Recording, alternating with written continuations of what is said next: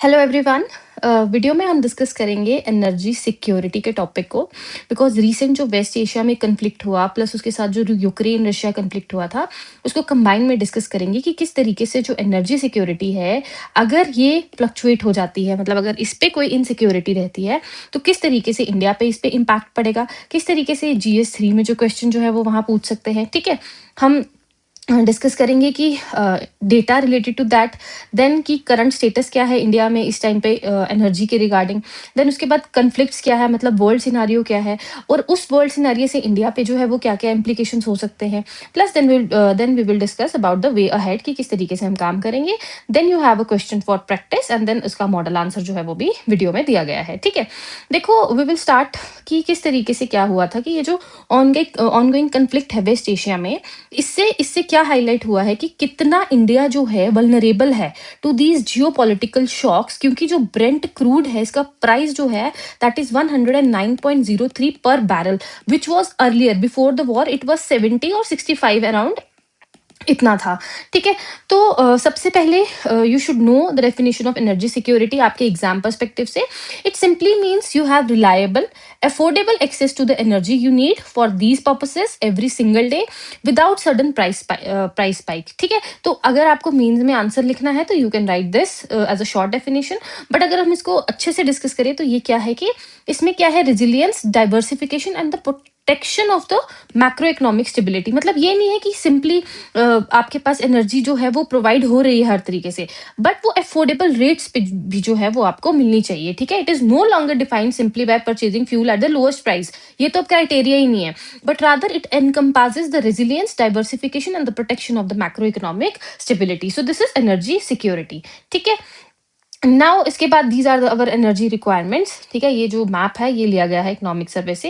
अब हमने क्या करना है, बाय नंबर्स अगर हम इनको डिस्कस करें तो इंडिया जो है, ठीक है, कहा जा रहा है कि आने अभी तो फिलहाल इट इज 85% इंडिया जो है वो इंपोर्ट पे डिपेंड है अपनी एनर्जी सप्लाई के लिए, but it will soon reach by the end of 2026 89.4% जो है वो इंडिया डिपेंड हो जाएगा अदर कंट्रीज के ऊपर फॉर इट्स एनर्जी सिक्योरिटी के लिए। ठीक है, देन उसके बाद जो है, जो हमारा 45% इम्पोर्ट्स है ना, वो हमारा स्टेट ऑफ हॉर्मूज से आता है। ठीक है, which is also very critical choke point, vulnerable है। उसके बाद जो डिमांड है 5.99 मिलियन बैरल्स पर डे जो है, ये बाय 2026 तक इतनी डिमांड बढ़ जाएगी और इंडिया जो है इस टाइम पे थर्ड लार्जेस्ट कंज्यूमर है।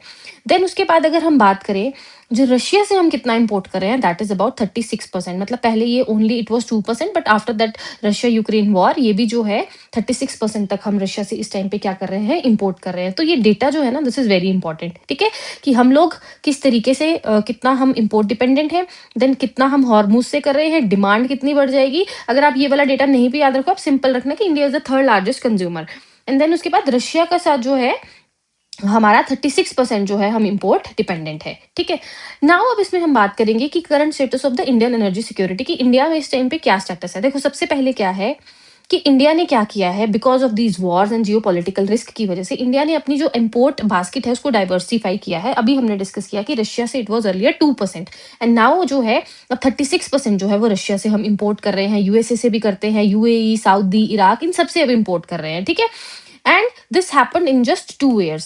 नाउ उसके बाद आ जाता है परसिस्टेंट स्ट्रक्चरल रिस्क। अब हमारे पास क्या है, हमारे पास अपना जो है डोमेस्टिक प्रोडक्शन जो है वो काफी ज्यादा लो है। ठीक है, 28.7 बिलियन जो है that is our domestic production, और ये काफी ज्यादा लो है and hence we are dependent on the international markets and vulnerable to the geopolitical risk. And ये जो करेंसी एक्सचेंज रेट फ्लक्चुएशंस होती है, इस सब पे जो है वी आर वल्नरेबल।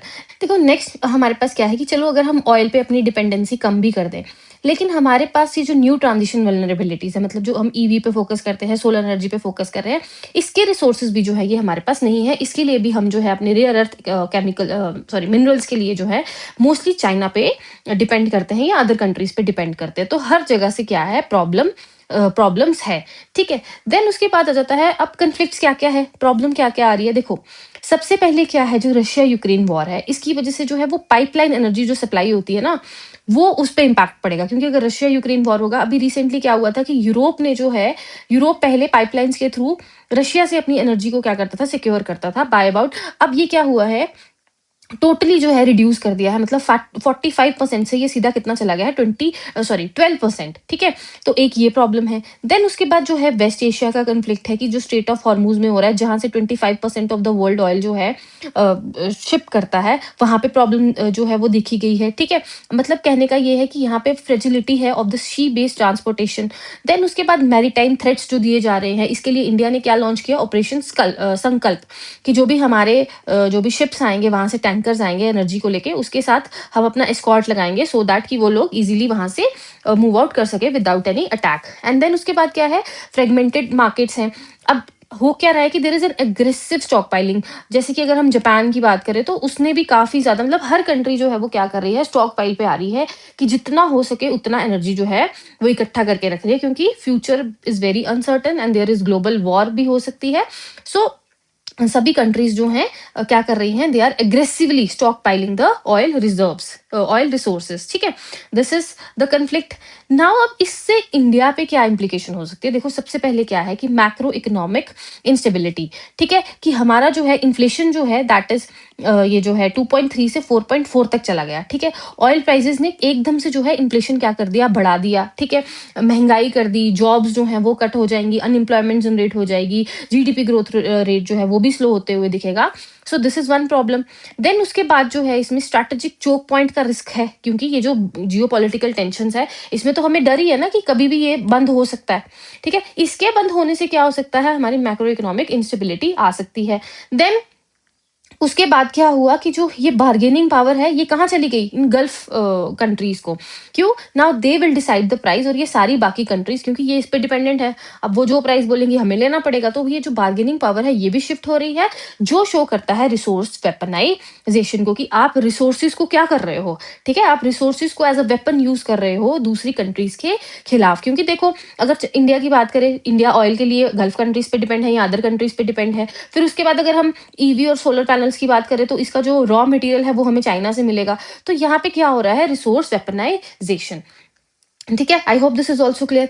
नाउ अब वे अहेड क्या है कि हमें अपने रिजर्व्स बढ़ाने चाहिए, हम अपने स्ट्रैटेजिक रिजर्व्स बढ़ाएंगे। यार खुद से थोड़ा कॉमन सेंस, अगर हमारे पास रिजर्व्स नहीं है तो हमें उन पे काम करना चाहिए, मैरीटाइम रेजिलियंस पे काम करना चाहिए, सेफ ट्रांजिट जो हम कर रहे हैं, ऑयल को कम करो, जैसे हम E20 इथेनॉल ब्लेंडिंग कर रहे हैं, कह रहे हैं कि E80 आने वाला है, तो इस पे भी फोकस कर सकते हैं।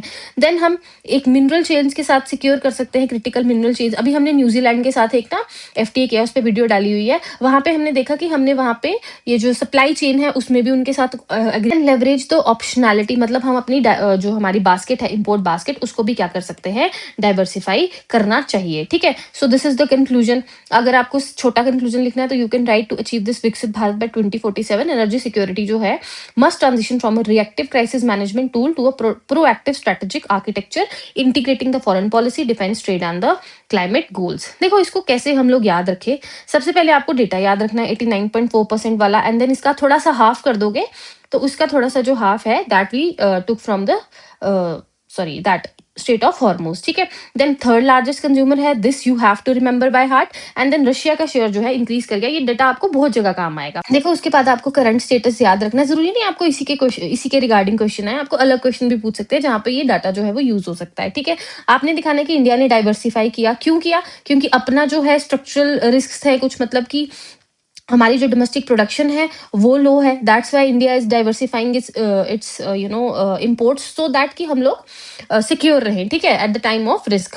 और उसके बाद क्या है कि अगर सपोज अगर हमें ये वाला ऑप्शन नहीं भी लेना है, अगर हमें ईवी की तरफ फोकस करना है या सोलर पैनल्स, मतलब अगर ग्रीन एनर्जी की तरफ फोकस करना है, तो उसमें भी हमारे पास रॉ मटेरियल जो है इस टाइम पे नहीं है, ठीक है। देन उसके बाद आप कन्फ्लिक्ट्स दिखा दो, रशिया यूक्रेन वॉर का दिखा दो कि वहां से किस तरीके से पाइपलाइन एनर्जी बेस्ड जो पाइपलाइन एनर्जी बेस्ड सप्लाई है उस पर कितना ज़्यादा जो है रिस्क है, कि किस तरीके से यूरोप ने अपना कट किया। फिर वेस्ट एशिया का दिखाओ और मैरीटाइम थ्रेट्स का दिखा दो, ये दोनों पॉइंट्स आप मतलब साथ में लिख सकते हो कि इसी के लिए इंडिया ने ऑपरेशन संकल्प लॉन्च किया है। देन फ्रेगमेंटेड मार्केट्स है and there is aggressive stockpiling. फिर इंप्लीकेशंस देखो कि देखो चोक हो रहा है ना, there is a choke point जिसकी वजह से मैक्रो इकोनॉमिक इंस्टेबिलिटी हटेगी। यहाँ पे आप इन्फ्लेशन का दिखा दो, जीडीपी ग्रोथ रेट दिखा दो, अनएम्प्लॉयमेंट दिखा दो, 3 पॉइंट्स तो इसमें आप ऐसे ही कर सकते हो। फिर उसके बाद इस तरीके से जब यहाँ यहाँ पे चोक हो रहा है तो बार्गेनिंग पावर इनके पास जा रही है और ये दर्शा रहे हैं वेपनाइजेशन को, रिसोर्स वेपनाइजेशन को या एनर्जी वेपनाइजेशन को, ठीक है। देन उसके बाद वे अहेड आप देखो कि जहां पे आपको प्रॉब्लम्स है, देखो वे अहेड हमारा प्रॉब्लम से ही निकलता है, ठीक है। अगर हमारे पास अपने रिसोर्सेज नहीं है तो हमें कोशिश करनी चाहिए हम उस पर काम करें, ठीक है ना। देन ऑयल पे डिपेंडेंस कम कर दे, E20 E80 पे फोकस करें, मैरीटाइम रेजिलियंस उस पे फोकस कर सकते हैं, क्रिटिकल सप्लाई चेन्स की बात कर सकते हैं और डाइवर्सिफाई करते हैं अपने इंपोर्ट बास्केट्स को, plus we can increase our strategic reserves. तो इस तरीके से आप पॉइंट्स को लिंक करके याद करना है, ठीक है, रट्टा नहीं मारना है। देन उसके बाद you can give the conclusion and here is a question for practice, ठीक है। इसका आंसर यहाँ पे मैंने दिया हुआ है, देखो सिंपली सी बात की गई है, पहले आप इंट्रोडक्शन दे दो 2-3 लाइन्स में। देन उसके बाद जो है पार्ट 1 में डिस्कशन करो कि किस तरीके से resilience against geopolitical shock, then control किस तरीके से over the maritime choke points and securing the mineral critical mineral supply chains. फिर उसके बाद कॉम्प्रिहेंसिव स्ट्रैटेजी बताओ what you are going to do and then you can give the conclusion. इस तरीके से आपका आंसर जो है वो कंप्लीट हो जाएगा, ठीक है। आई होप यहाँ तक आपको समझ आ गया होगा। कोई भी डाउट होगा you can ask in the comment section. Thank you.